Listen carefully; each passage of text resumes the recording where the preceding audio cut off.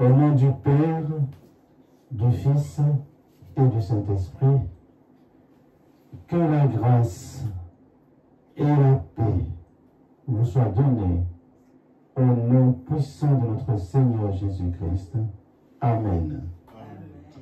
Aujourd'hui, mes frères et sœurs, nous allons vous rappeler que un vrai chrétien doit être armé de la même pensée que Christ. Un vrai chrétien doit être armé de la même pensée que Christ. Bien-aimés, pour développer notre sujet, nous allons nous appuyer sur la première épître de Pierre au chapitre 4, où nous lirons les versets 1 à 3. Mes frères et sœurs, je vous invite, si vous le pouvez, à vous lever pour honorer la parole de l'Éternel. Merci. Voici la parole de Dieu. Verset 1. Ainsi donc, Christ ayant souffert dans la chair, vous aussi, armez-vous de la même pensée, car celui qui a souffert dans la chair en a fini avec le péché, afin de vivre non plus selon les convoitises des hommes, mais selon la volonté de Dieu, pendant le temps qui lui reste à vivre dans la chair. C'est assez, en effet, d'avoir dans le temps passé accompli la volonté de païens, en marchant dans la dissolution, les convoitises, l'ivrognerie, les excès du manger et du boire, et les idolâtries criminelles. Fin de la lecture. Vous pouvez vous asseoir. Mes bien-aimés, je viens de vous dire que dans notre enseignement d'aujourd'hui, nous allons vous rappeler qu'un vrai chrétien doit être armé de la même pensée que Christ, parce qu'il est écrit dans la Bible que la mort vient comme un voleur. Personne ne sait exactement quand il va mourir.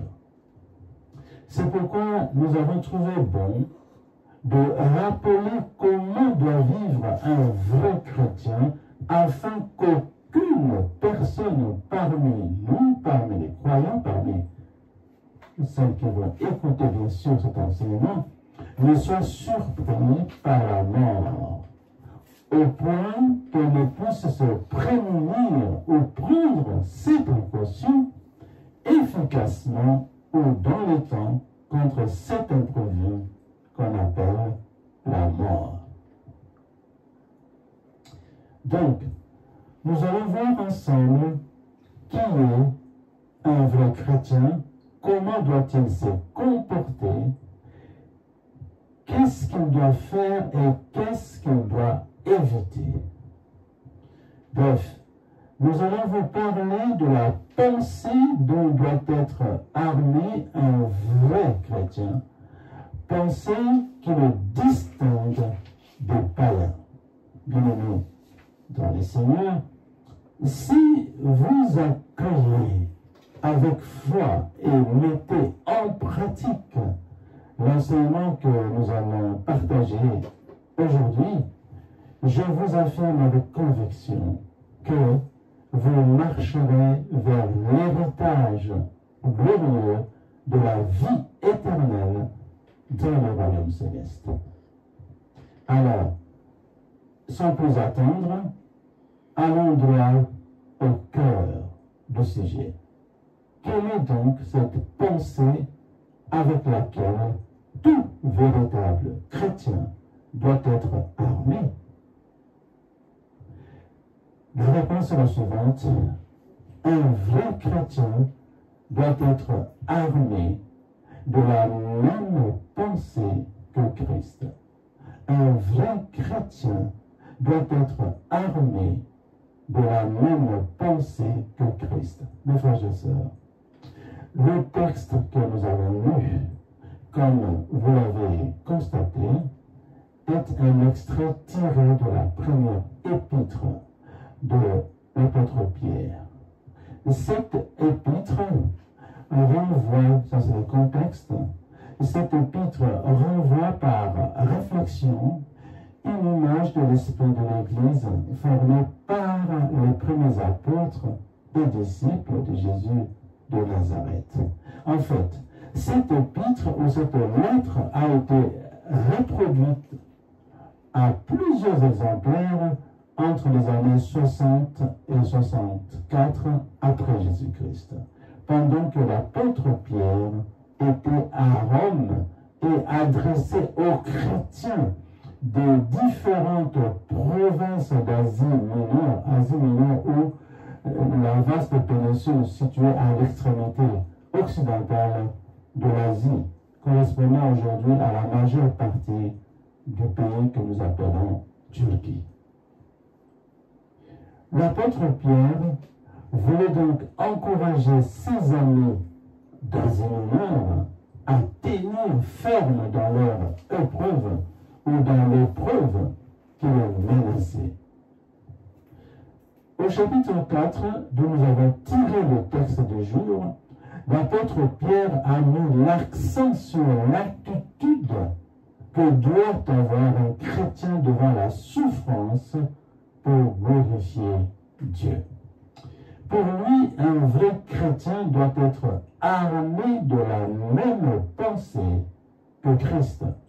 Cette expression, être armé de la même pensée que Christ, est profondément spirituelle et provient de la première épître de Pierre au chapitre 4, verset 1, qui dit, je vous le rappelle, « Ainsi donc, puisque Christ a souffert dans la chair, vous aussi armez-vous de la même pensée. »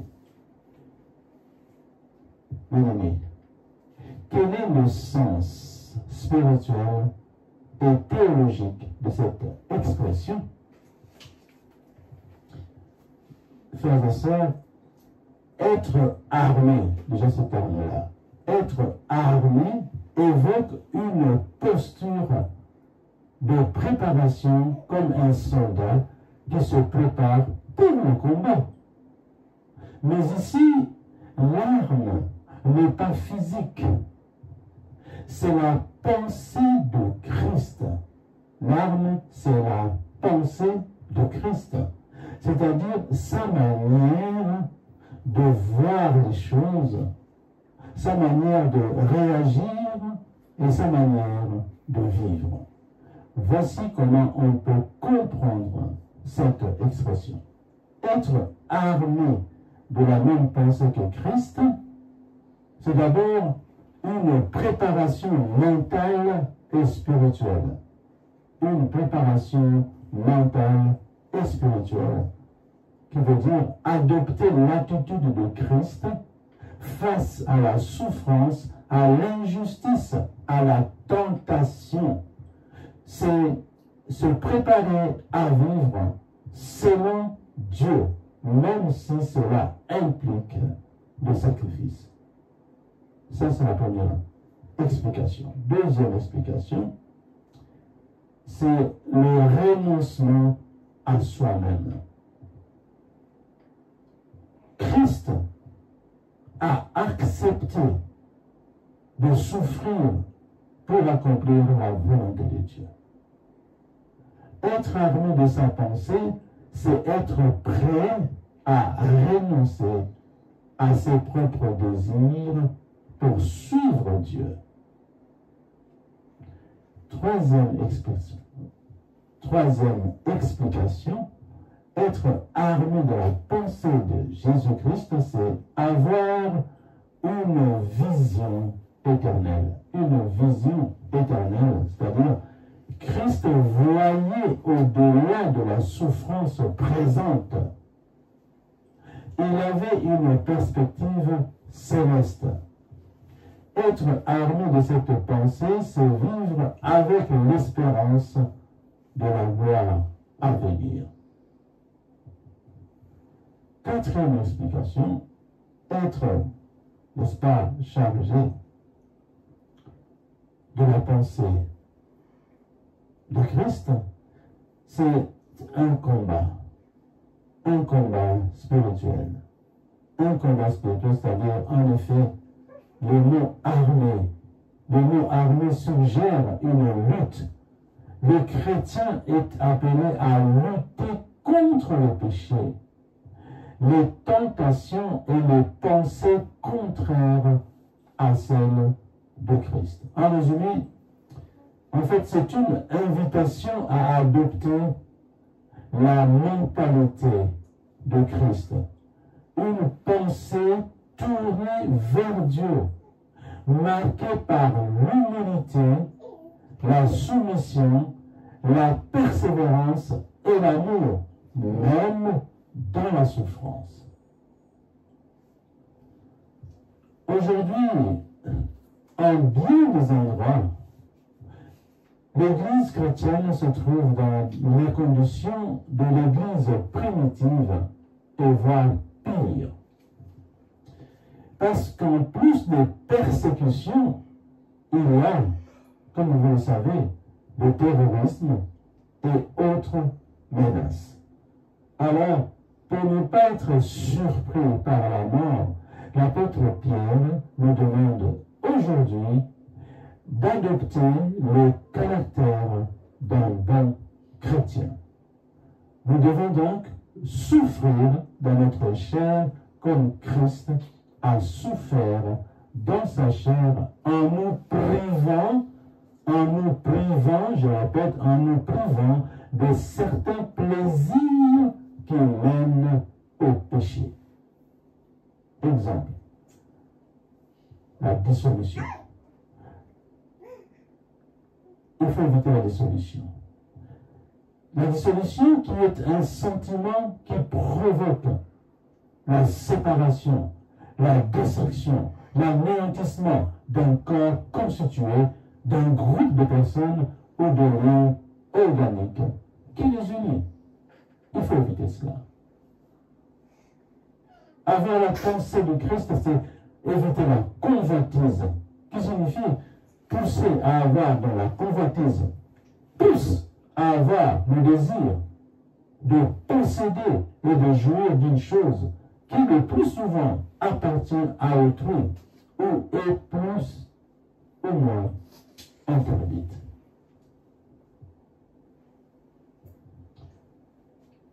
Ensuite, ça ne s'arrête pas là.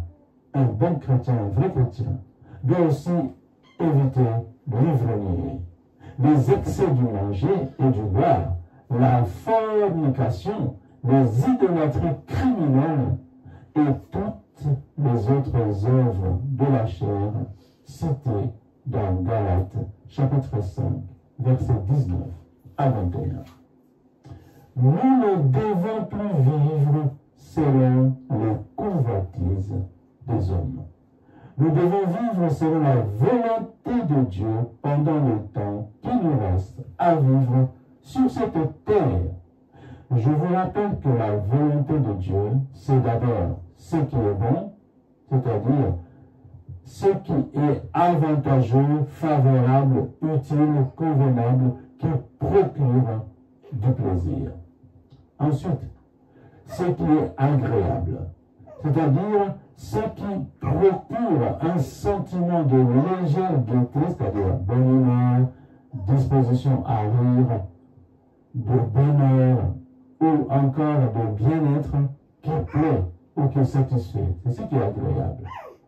Et aussi ce qui est parfait, c'est-à-dire ce qui réunit toutes les qualités ou qui ne présente aucun défaut. C'est ça la base de Dieu. C'est-à-dire ce qui est bon, ce qui est agréable, et ce qui est parfait. C'est écrit dans Romains chapitre 12, verset 2. Bien-aimés, si nous suivons les conseils que l'apôtre Pierre vient de nous donner, quel que soit le jour ou l'heure à laquelle nous allons quitter cette terre, nous ne serons pas pris au dépourvu. Au contraire, nous serons prêts pour aller au ciel.